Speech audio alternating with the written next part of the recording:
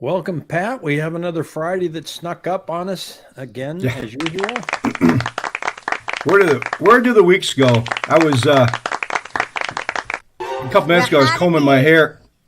A couple minutes ago, I was combing my hair, getting ready for the show. Getting prepped, and I had to laugh at myself. I put some cologne on. It's like, okay, You've done that that before. that's not gonna help.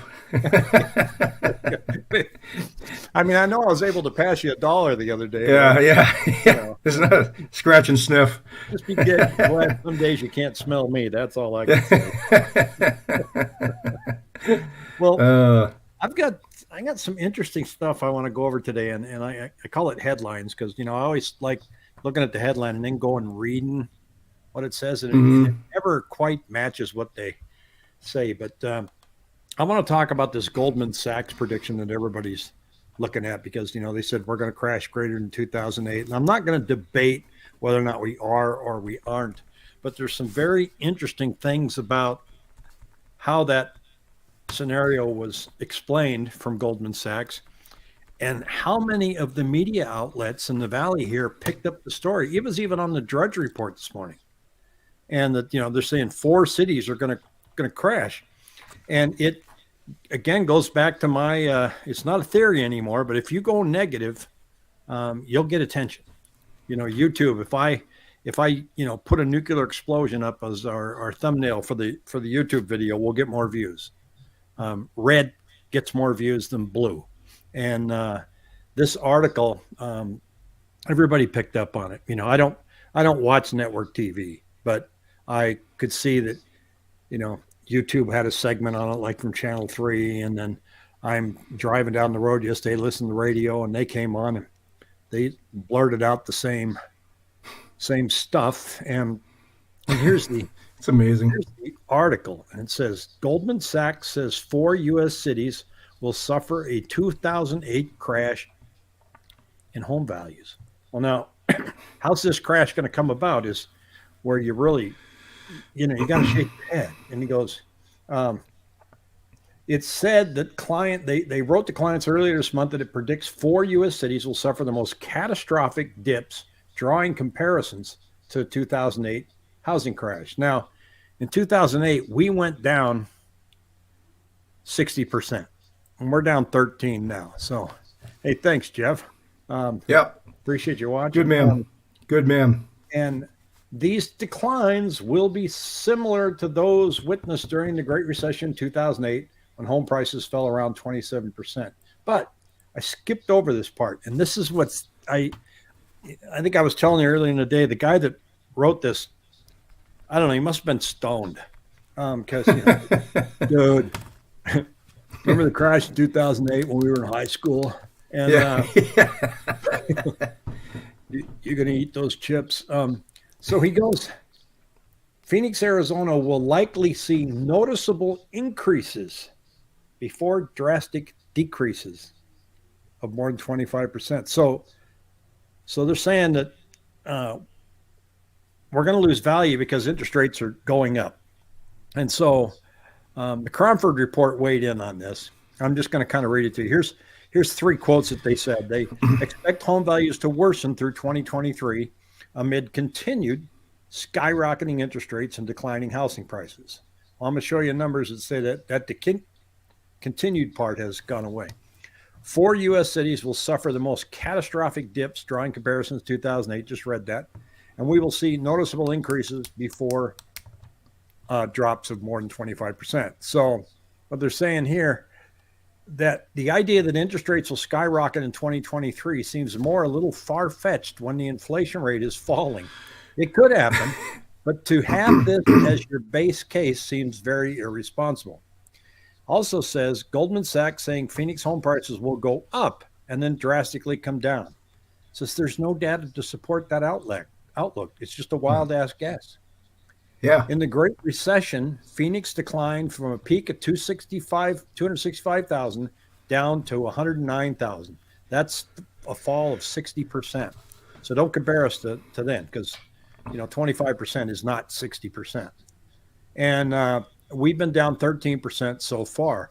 Also, the confusing part is they said Also confusing are Goldman Sachs' recent forecasts of interest rates. November, they said mortgage rates will drop to 5% by March and property values will rise 1.8%. What's changed? December, 6.2% average rate for 2023. Could be.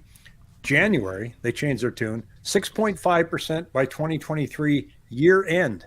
So not sure how skyrocketing takes place in this scenario. In other words, what's going to make housing skyrocket? And I don't see it. Leighton, Italy. Wow. Wow, Italy. Is it out there, Betta? So one of our favorite YouTubers. We're worldwide. We are worldwide. Well, you know, millions and millions of viewers.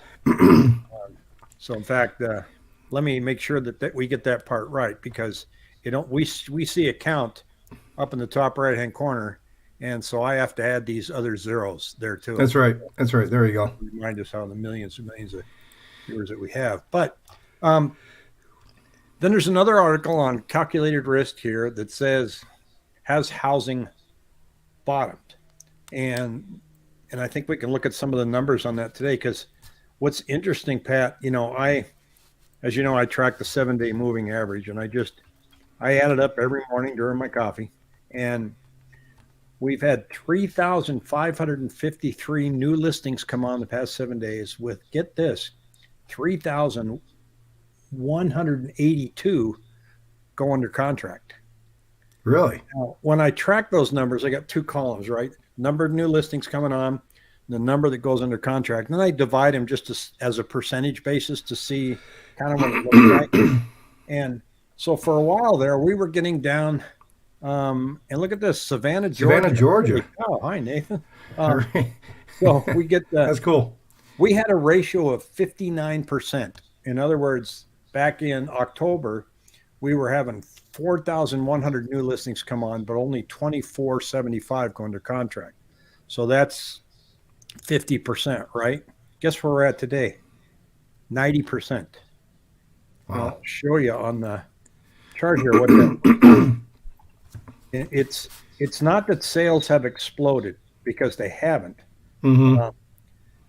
But they have gone up. So maybe they have kind of exploded, but you can see right here, the blue line being number of new listings coming on the 7-day average, and then the yellow line are the new sales. So while this number is starting to increase a little bit, it is getting followed by contracts.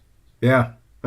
And so did the market bottom? Well, this was July back here, and we are back up to those levels, but a lot of the numbers that we're looking at are kind of starting to make us feel like maybe we already did hit the bottom. And then before we get to your rates, take a look again here at the Cromford Market Index.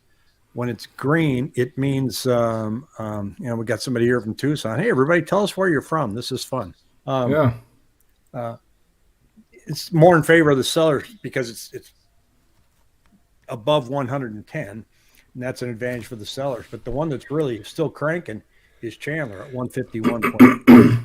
Fountain Hills went down just a smidge, and Paradise Valley's still going up. So they're doing really well out there. And look what's happening to average sales price per square foot. Is this the spike that Goldman Sachs is telling us to get ready for? Yeah. So that's kind of a brief snapshot of where we're at. But when I look at those news articles and you start reading the rationale, I couldn't find any rationale in there. I found guessing. But if they were to say, well, our analysis shows that interest rates are going to be at a higher rate than what we're at today, and that's going to put in a lot of pressure on buyers. And they didn't say that. Got New Hampshire. Did I say that right, Cody? New Hampshire. Welcome. So, but they didn't throw any of that out, Pat. They just didn't. They didn't get to it. They just kind of, like I said, I think he was in his basement and he was stoned. So, and I want to let everybody know we just had a closing today, and we actually ran a day late. Had to get an extension, but it was for all the right reasons. You waited because you were watching the charts, and you could see that we were starting to have a breakout, and that you could save my client some money, and you did. And then you rushed everything. You hurried up because I called you and go, "Hey, have we ordered the appraisal yet?" And you said, "Well, no, not yet, and here's why." So that was a great move for my buyer. You saved him a bunch of money. Thank you. Yeah, I mean, it's just I feel like I know we got the closing date's a closing date, but you have to take a look. Obviously, I took a look. Was the house empty, or could we wait a day or two? The house was empty. He was gonna move in next week, so all the signs were there. So I appreciate that. But just trying to. Really well. Just trying to watch out for the client. I mean, if I can save them a couple $1,000s by waiting a couple extra days, just watch the trends in the bond market. The bond market gives you short-term trends, and within 30 days, you'll get that little window where, like, okay, let's kind of wait a couple days. And over the last couple of years, not to pat myself on the back, but I will. I mean, I think there was one time last year, it was like one guy was like $5,500 within a 3 or 4 day period. It doesn't happen all the time. Could get burned. But I'd say quite more than not. I try to be. You can see the short term trends. It's a lot easier to figure out the short term trends than the long term. Yeah. So, and if I can save it. This one had a great agent on the other side too. I mean, this house was. Thanks, Sean. It was Sean. It's Rick Masters is the man. The house was clean. It was fantastic. Bravo here said. How do you feel about increasing buyers buying new construction? I'm seeing a lot in Michigan signing new contracts. Same here. Seeing a lot of that because, they're offering that. It really shows you how interest rate driven the market is. They're offering rates in the 4s and they're getting the business. So I'm not seeing a decline out there in new construction. A lot of people on the sidelines waiting for a price drop. We had one.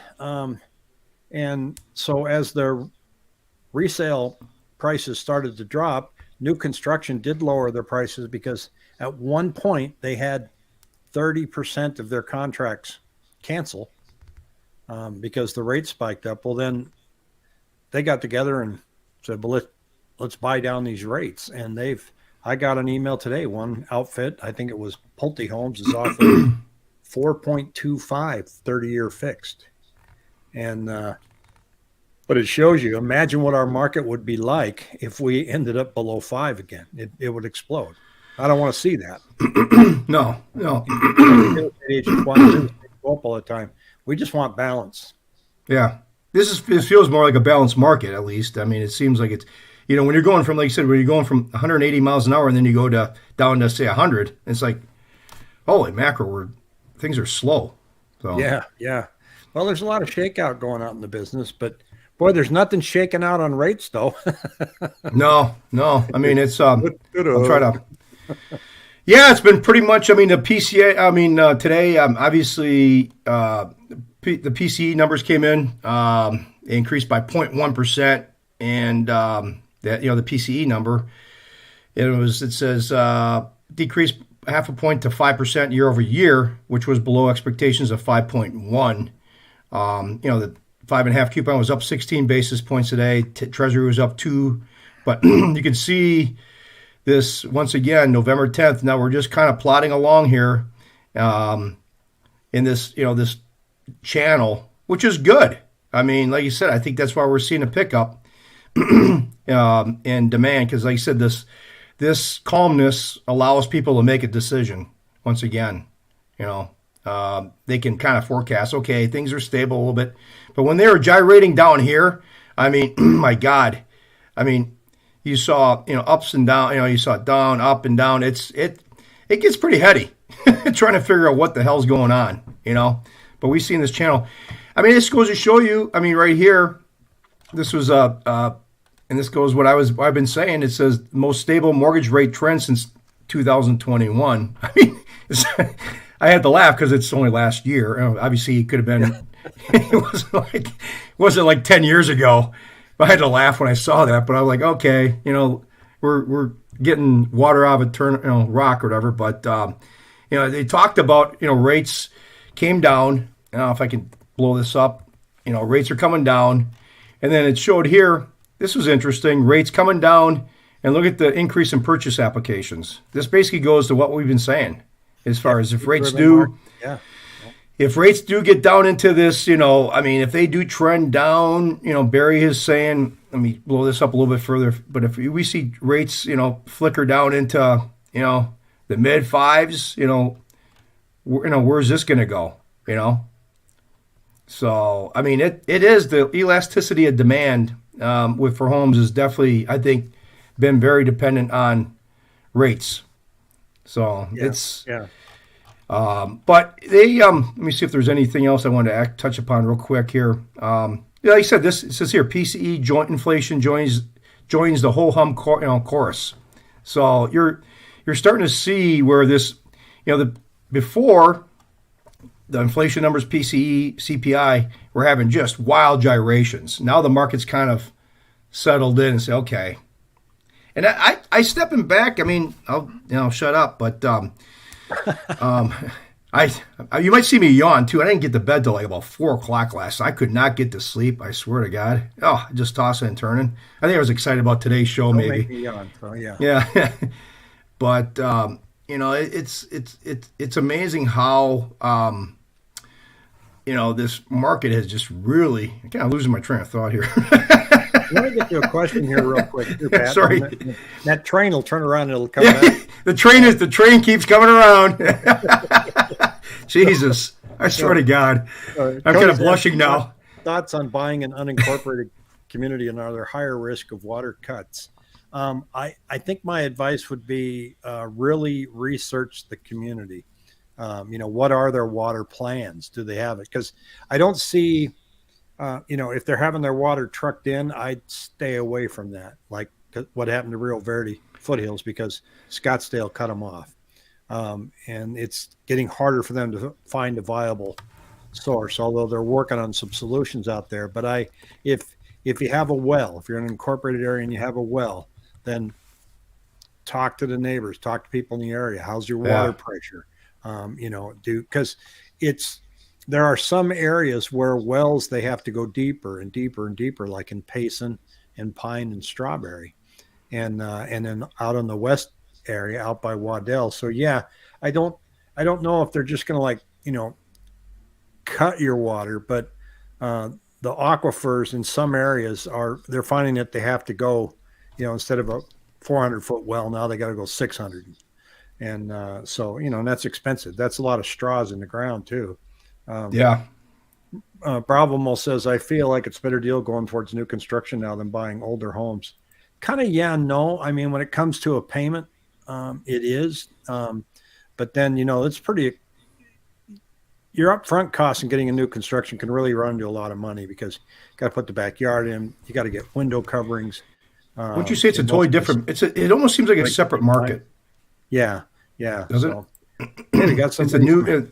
Haymarket, Virginia. Hi, Michael. Kellogg, we have cash. We refuse to pay outrageous high prices for home that have years of deferred maintenance. I agree with Bravo, man. There's a lot of deferred maintenance out there, but then you get some surprises too. The one that we closed on today, built in 2004. They kept up with the roof. They put a brand new air conditioning unit on it, a brand new refrigerator, and placed in absolute great shape. They're out there. Well, I think too. Red Rock. Okay. Red Rock. That's awesome. I think too. People have to realize that if a house is Costa Rica, that's awesome. Yeah. I had a trip planned for there, Cheryl, and then COVID hit. There were five of us guys going to go down there, and I wanted to go down there. I've been invited down to Costa Rica too to go down this year. I just haven't made the trip yet. Cranky Paperclip. I love that YouTube name. And there can be construction problems with new homes. You have to deal with fighting the builder, etc. We got a new home that's going to close next month, and one of the inspectors I use, Dylan, is going to inspect it the day before we do our final walkthrough. which is nice because everything's supposed to already be done. And so hopefully we won't find anything. We won't have to have a fight. Yeah, Stephanie, you had I think a 4.3 out there, didn't you? Is that what I thought I read as far as an earthquake? I remember those earthquakes, and I had an entertainment unit with a TV on it because this was before flat screens. This is 1994, Pat. Mm-hmm. And so I attached it to the wall with deep eye hooks into the studs so that it wouldn't fall on my babies. And then their bunk beds were stuck to the wall. I had them screwed on there, and I wouldn't let my wife hang any pictures above our bed because I didn't want them falling on my bed. And we had 2 major earthquakes up there. I was gone. I was in Palm Springs when the big Van Nuys one hit, and then I was in a baking business where we delivered to restaurants. And restaurants, they were all shut down. They were all red tagged. They were destroyed. And one of our guys in the bread truck was going down Ventura Boulevard, and he said his truck lifted up off the ground and then hit the ground, and he saw all the windows go in and then explode into the street. He said, "Oh, mackerel!" It was weird. It was weird.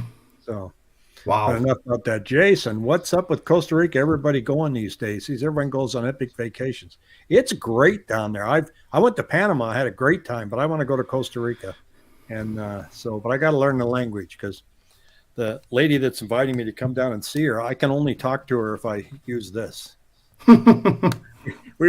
She was up here once, so we were just sitting in a table and going, "Yeah, how's your food?"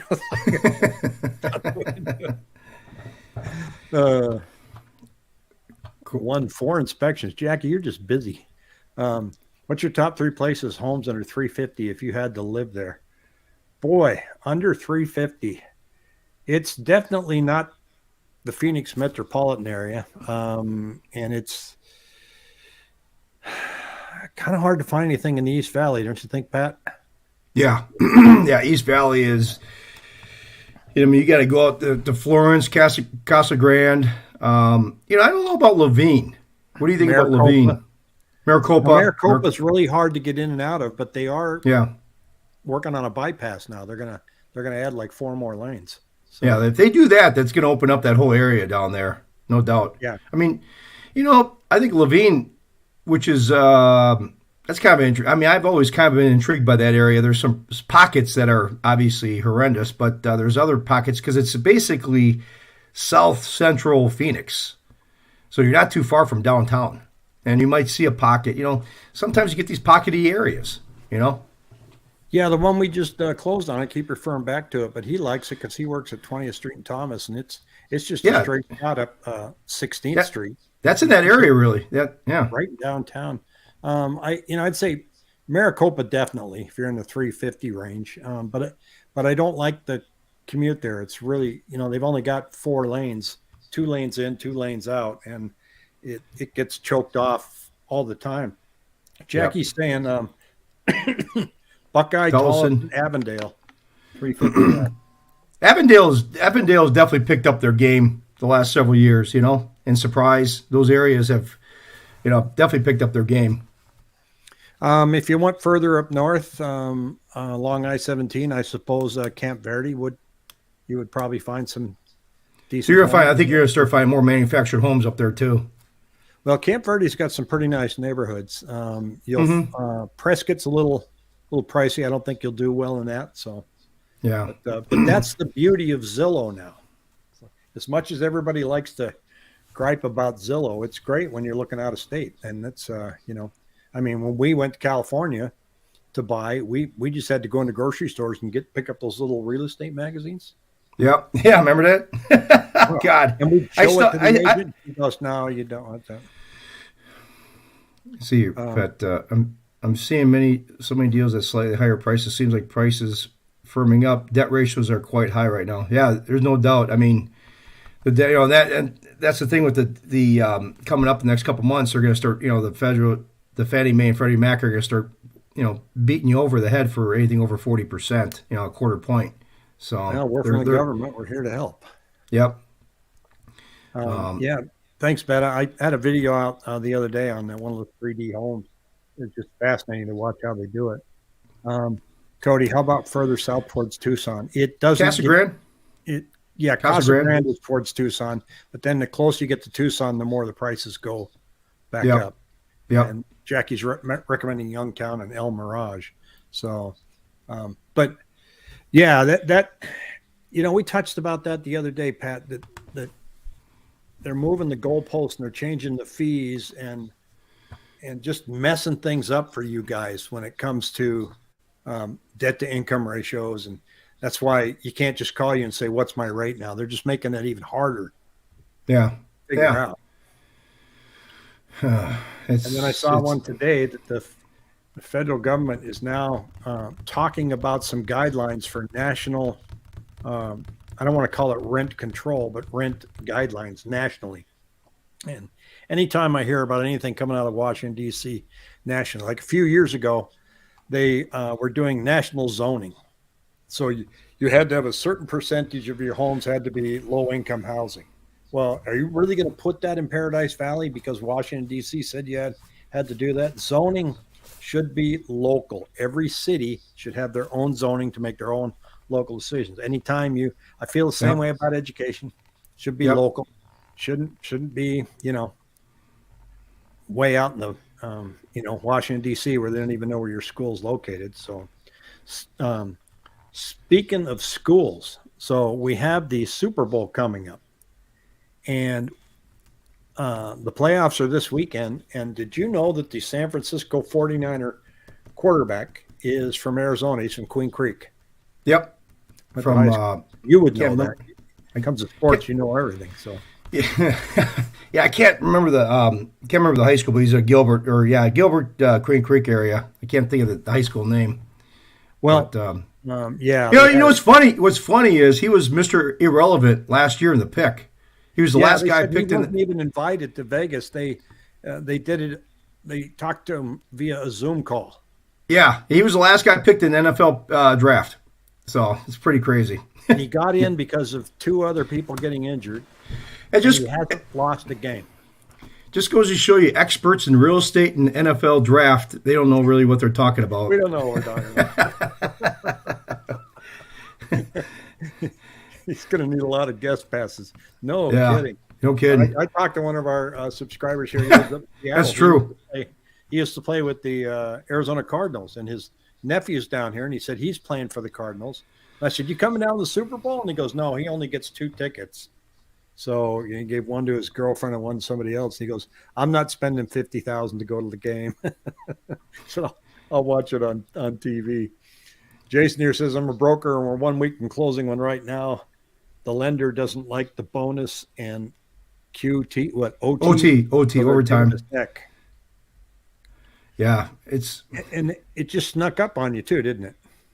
Yeah, I mean, you get one underwriter, you get 10, you get one deal, and you get 10 underwriters look at the same deal. You're going to get 10 different,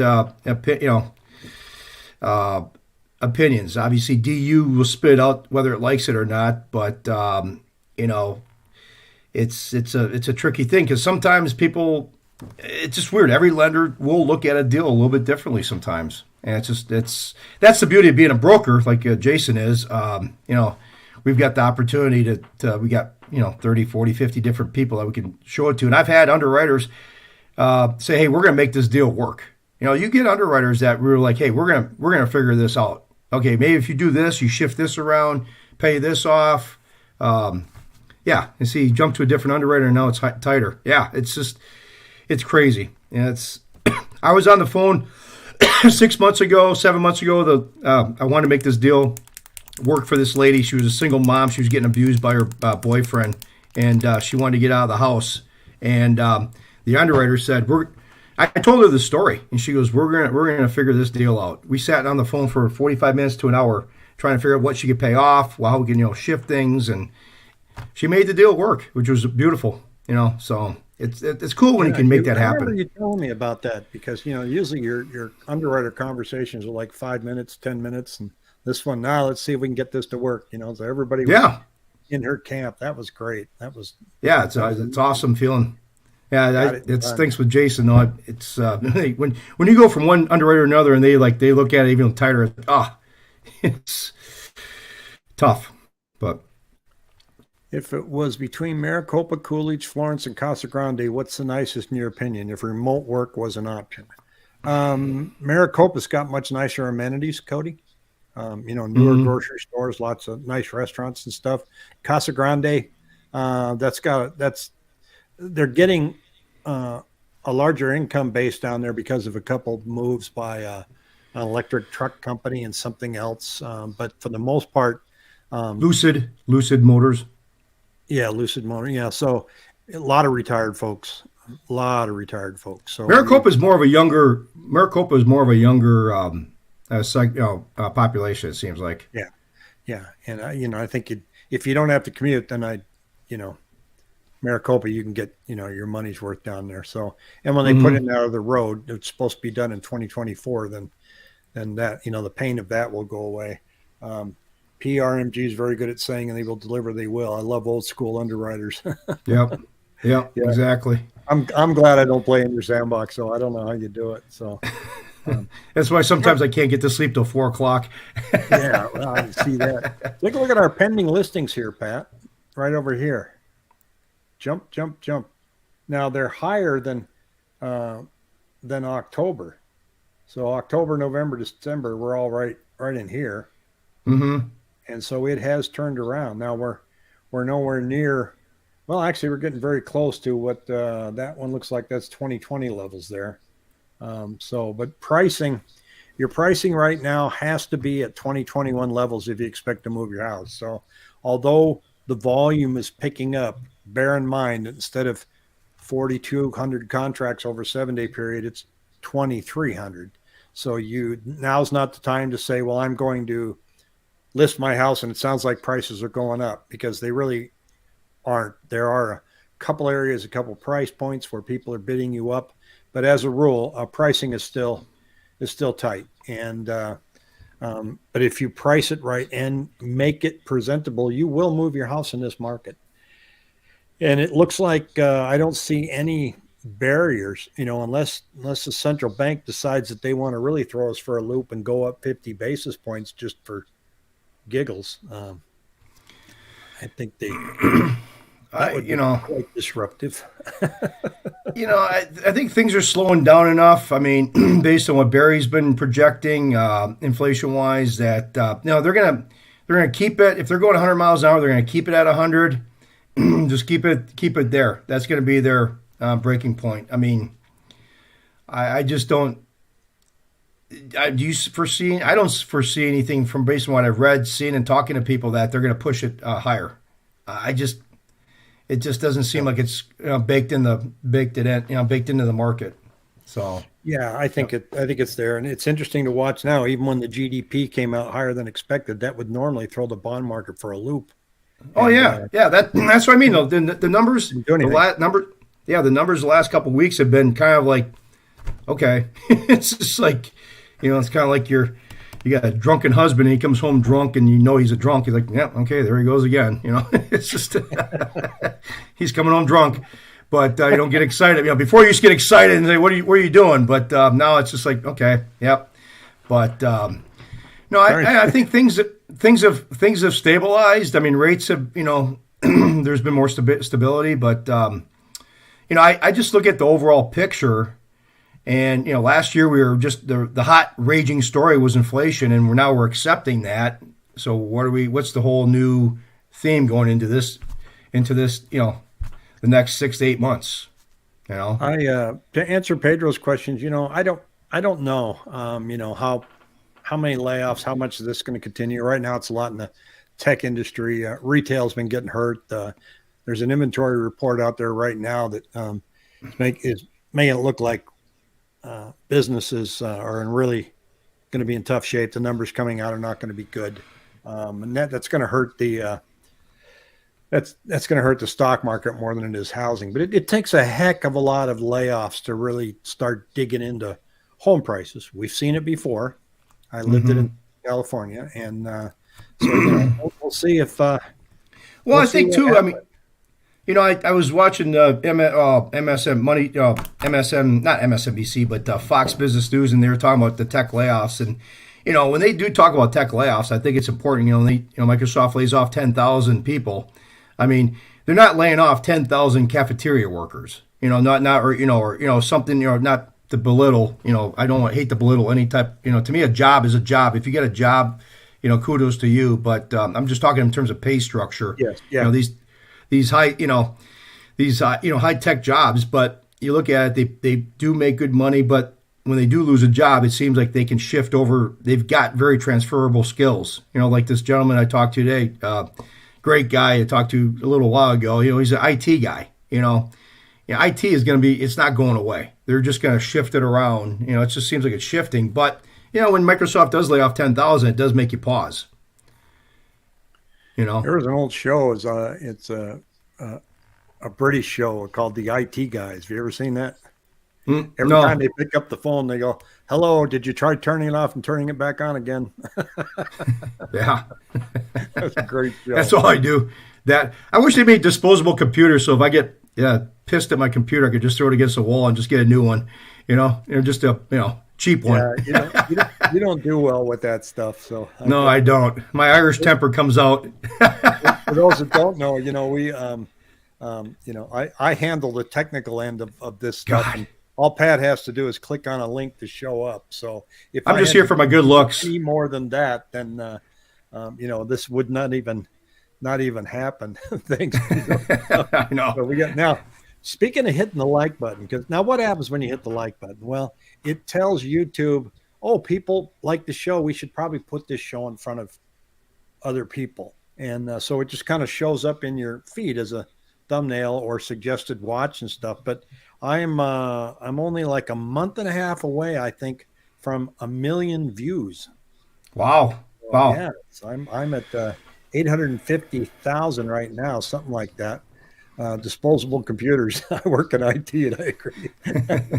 Or at least have a fake one. He monitors the network for a big gaming company that's owned by Microsoft out of Bethesda, Maryland, and it's thanks, Stephanie. He self-taught himself this. His school education was not computers, and he came here and he bought me a new processor for my computer, so I went ahead and got a new motherboard, and he came over here, and he's not a calm guy. He's of the 3 boys I have, he's wound up tighter than a 9-day clock. But when he's working on a computer, he goes, turn it on, it doesn't work. He goes, oh, okay, it's probably a wire. Hold on. And like, who are you? What'd you do with Kevin? God, that's amazing. How long do you think, boy, I'd have to take a look at that one. It's tough. 2139 East Tiffany Court. Let me see what it is. 2139 East Tiffany. And I'm not good at guessing how long something's going to be on the market because I always get my butt kicked. It's like, oh, it's under contract. Oh, wait a minute. What is this? Let's see. Oh, we gotta put this out here. It's 8,502 square feet. Okay, I'm going to show this to everybody. I thought you were really kind of. Oh my goodness! Here we go. Holy mackerel! Oh yeah, I saw that. I saw it's like a 25-car garage. Yeah. Wow. It's I don't know how long that would take to sell. Well, I tell you what, there's a lot of athletes that move down to Gilbert and Chandler and buy homes like that. There's, from the Phoenix Cardinals and yeah. Wow. That's quite the house. Yeah. Well, I won't be writing them an offer, but if you have friends and they would, they want to see the house, I'm sure this is by appointment only. Who's listed this? Let's see. It's listed by Realty One Group, Carla. And it says for Haley garage cabinets, all lifts except one attached. That's quite the house. Thanks for pointing that out to me. I'm gonna dig into. I saw that a couple weeks ago. It's kind of interesting. Yeah. I don't know what the So, Sachs person's talking about. My home Virginia was list Sunday had 7 viewings. Yeah, my cousin, I had a cousin pass away up in Washington State in November, and his daughter's handling the sale of the home there, and it's just your standard little Rambler, but it's got a 5-car garage because he was really into restoring cars and stuff. And she said she's got 17 showings this weekend. yeah. So it's things not are picking up in some areas. Yeah, it's weird. It's interesting. So yeah, I'm more of the modern stuff. Most saves I've ever seen on Zillow. Yeah, I'm sure that listing's getting tossed around like candy to everybody. So yeah, well, look, everybody, I've had a great time chatting. Thank you again for everybody Yep. for telling us where the heck One- you're from. That's that was that's fun. Yeah, stuff. and like I said, So- I just enjoyed it. Talked to a viewer here just recently, and just had a great conversation. And yeah, just it feels good to talk to people that really are sincerely about looking to buy a house and they want to do the right thing. And I just tell them, you and I are just two guys, just trying to obviously point out what's kind of going on. And like you said, I love how you cut down through the articles, the news articles, and really show what's going on behind the scenes, because it seems like the media is just trying to twist people a certain way, and it just drives me nuts. well, if you go negative, and it doesn't matter what the topic is. If you go negative, you'll get attention. Yeah, yep, Whether it's yep. politics, YouTube videos, news stories, it doesn't matter. As long as you go negative, people are going to jump in, and we're seeing a lot of that. So I think, but you have to be able to cut through it. But then there's also a flip side of that too, that the real estate industry is just going nuts on this thing, saying these guys are all wet, they don't know what they're talking about, and it's like, I get it. Let's not beat a dead horse here. Yeah. Oregon is Yep. cold. I like Oregon, but Yeah. yes, it is cold. So I don't like Portland anymore. So they Yeah. let that town get out of control. But enough of Yeah. that. Pat, have a great weekend and go get some sleep or something. So Yeah, I will. All right, buddy. Take care, All right. everybody. thanks, everybody. Thanks much.